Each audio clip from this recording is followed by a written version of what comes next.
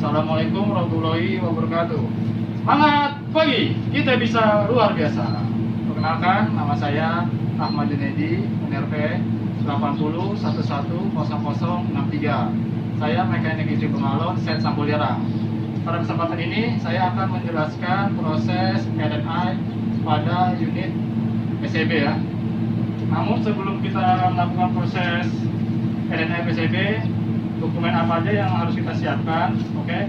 Yang pertama di sini untuk membantu proses RNI agar kualitas RNI kita berkualitas, yaitu sini ada shop manual, lalu ada passbook, kemudian di sini juga ada QA, ada JSA, JSS, serta ada service tag ya. Oke, itu dokumen yang kita butuhkan untuk nanti proses RNI. Lalu tool apa saja yang kita butuhkan? Nah, di sini sudah saya siapkan beberapa tool yang nanti kita butuhkan untuk proses RNI. Yang pertama mungkin ada bel.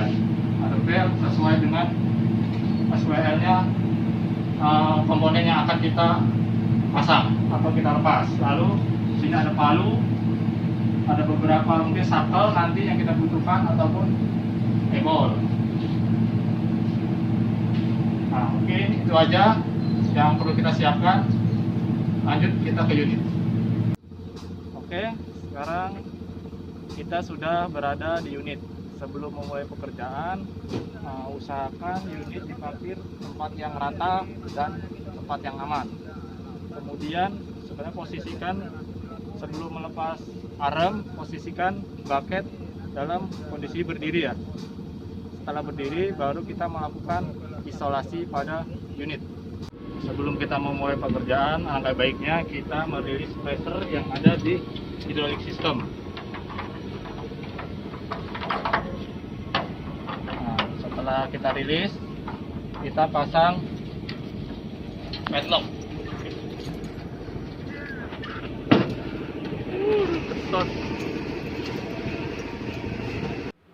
Kemudian juga safety lever ini dalam posisi lock. Setelah semua energi terisolasi, baru kita mulai pekerjaan. Tentunya sebelum kita melepas arem esi atau atacemen arem, kita terlebih dahulu melepas bucket ya. Tentunya dalam proses melepas bucket, yang pertama kita lakukan yaitu kita melepas cover dari pin antara link dan bucket. Kita lepas covernya kanan kiri karena di sana ada linknya. Setelah dilepas, baru kita buka pinnya. Nah, sebelum dibuka pinnya, lebih baik kita ganjal terlebih dahulu agar waktu proses pelepasan pin itu linknya tidak jatuh. Nah, setelah pinnya lepas, kita running kembali unitnya untuk memposisikan silinder bucketnya masuk sehingga link tersebut tertarik dan lepas dari bucket. Setelah lepas dari bucket, kita ikat link tersebut menggunakan wire ya atau kawat di arem agar saat engine-nya dimatikan, link ini atau silindernya ini tidak turun kembali. Langkah selanjutnya yaitu kita lepas cover dari grease hose ya, grease yang menuju ke bucket. Nah, kita lepas covernya. Setelah covernya kita lepas, di sini ada hose grease ya. Nah, di dalam sini ada hose grease, kita lepas juga.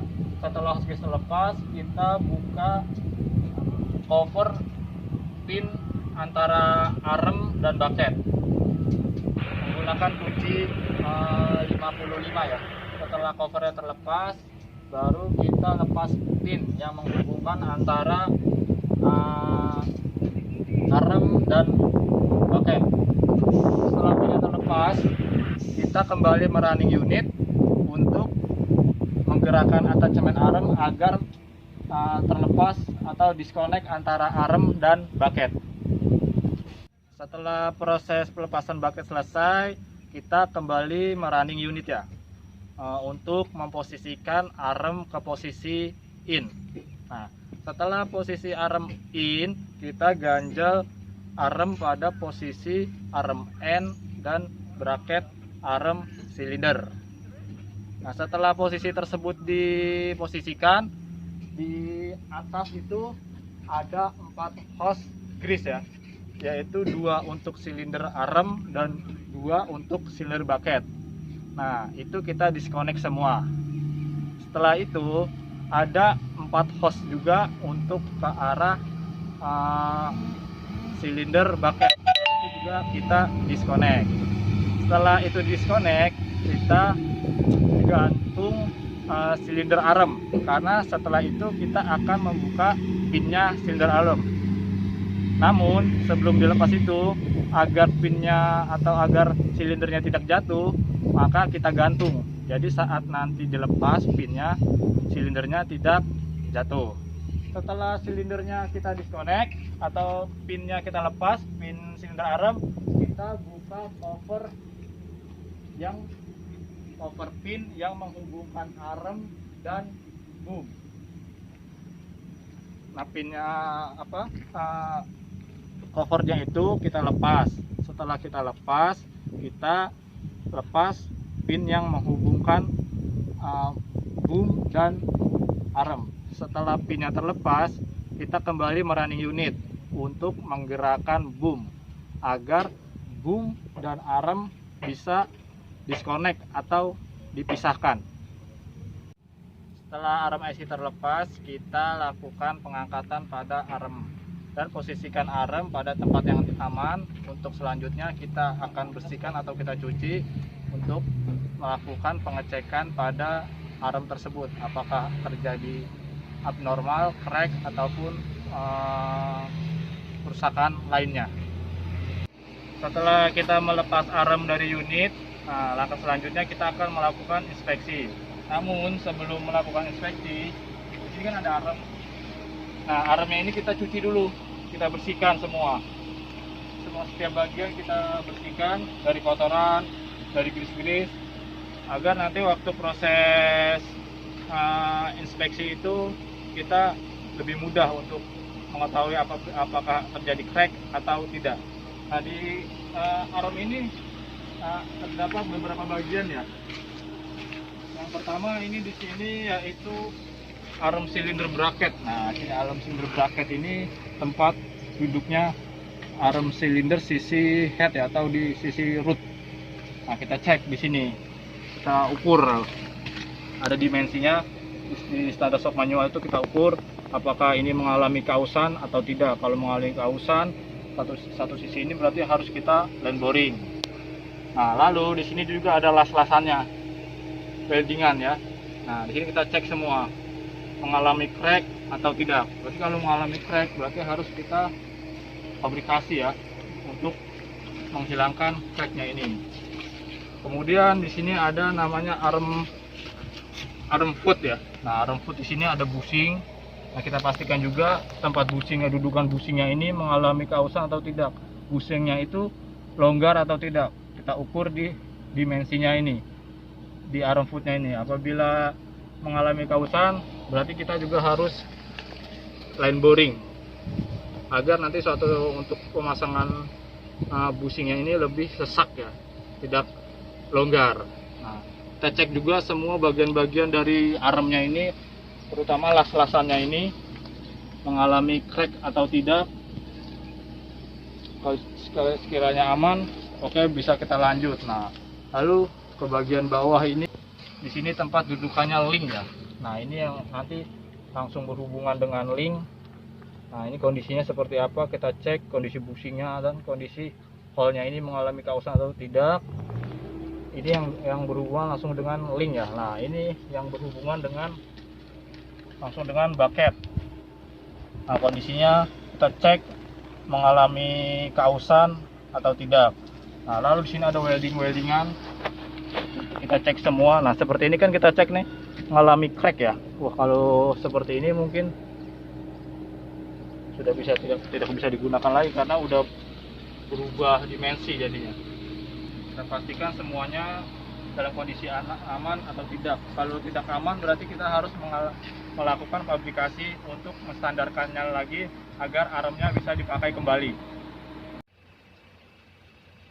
Selain kita melakukan inspeksi pada arm esi ya, kita juga harus melakukan inspeksi pada pin arm yang menghubungkan ke boom. Nah, kita cek apakah mengalami kausan atau tidak. Nah, untuk menentukannya itu kita melakukan pengukuran ya, menggunakan vernier caliper. Kita ukur apakah masih masuk standar sesuai dengan shop manual. Selain itu kita juga melakukan inspeksi pada hose silinder bucket ini, karena kita lepas juga ya waktu proses pelepasan. Kita cek apakah silinder bucketnya itu masih bagus atau tidak. Selain itu juga kita harus melakukan inspeksi atau pengecekan kepada beberapa pin ya, seperti pin link H yang bagian atas maupun pin link I ya yang bagian bawah. Kita ukur apakah mengalami kausan atau tidak. Kemudian juga pin silinder bucket yang bagian bottom, kita cek juga mengalami kausan atau tidak. Pin link H juga yang mengarah ke bucket ini kita cek juga, karena kan proses pelepasan arm ini kita harus melepas bucket juga. Jadi yang berhubungan dengan arm ini kita cek semua, kita pastikan dia itu diganti atau tidak. Kita melakukan inspeksi keseluruhan antara baik itu boom esi maupun pin-pinnya, dan semuanya sudah dalam kondisi baik atau lengkap. Kita mulai proses pemasangan. Nah, untuk proses pemasangan kita posisikan arm ini posisi di ganjal dengan stand atau dengan balok. Posisinya untuk arm N ini lebih rendah daripada posisi dari arm bracket silinder. Nah, setelah diposisikan baru kita pastikan bahwa seal dan bushingnya itu sudah dilumasi dengan grease untuk proses pemasangan awal. Oke, setelah itu sudah siap, seal dalam kondisi baik, baru kita proses connect antara boom dengan arm. Nah, dalam proses connect itu, saat proses centering, jangan sekali-kali kita memasukkan tangan ke dalam hole-nya boom, antara boom dan arm. Nah, setelah center baru kita proses pemasangan pin dan sim. Nah, untuk simnya itu ketebalannya atau clearance-nya ini untuk antara boom dan arm itu antara 1 sampai 1,5 mm. Nah, setelah sudah di adjust simnya baru kita proses pemasangan pin arm. Nah, untuk pemasangan pin arm di sini ada O-ring ya, O-ring antara pin dan covernya. Jangan lupa itu dipasang. Setelah ini dipasang, baru kita pasang covernya dan dimounting, lalu ditok sesuai dengan standar kencangan shop manual. Setelah proses pemasangan pin selesai, selanjutnya kita memasang pin silinder arm. Nah, sebelum memasangnya kita membutuhkan alat angkat ya untuk mengarahkan silinder arm ini ke arah silinder arm bracketnya. Nah, setelah arahnya sudah pas, baru kita proses kita keluarkan silinder rootnya untuk centering di antara arm silinder bracket dan arm silinder rootnya ya. Setelah centering, jangan lupa sebelum proses pemasangan pinnya itu, pinnya tetap dikasih pelumas ya, untuk pelumasan awal. Setelah silinder armnya kanan kiri terpasang, kita lock pinnya dan kita tok. Setelah di area arm silinder ini selesai, kita mengarah ke, kita pasang hose silinder bucket. Nah, dalam proses pemasangan hose silinder bucket ini jangan lupa hati-hati dalam pemasangan o-ringnya agar o-ringnya itu tidak meleset atau tidak terjepit. Setelah proses pemasangan arm, lalu kita memasang atau mengkonek antara arm dan bucket. Yaitu yang pertama dikonek, yaitu pertama kita konek antara arm dan bucket. Nah, dalam prosesnya ini sama seperti silinder-silinder yang lainnya, perhatikan sealnya, jangan sama, pastikan sealnya itu aman. Lalu saat proses pemasangan pin antara bucket dan arm itu diberi pelumasan terlebih dahulu agar saat proses pemasangannya mudah. Dan saat proses centering itu ya seperti biasa juga, jangan dimasukkan tangan karena saat centeringnya itu hole-nya itu antara bucket dan arm itu jangan sekali-kali memasukkan tangan karena sangat berbahaya. Selanjutnya setelah pinnya ini terhubung, baru kita pasang cover pin ya, cover pin. Lalu kemudian juga mountingnya kita pasang, lalu kita top sesuai dengan kacang stop manual. Setelah itu komplit, kita connect. Di sini ada hose grease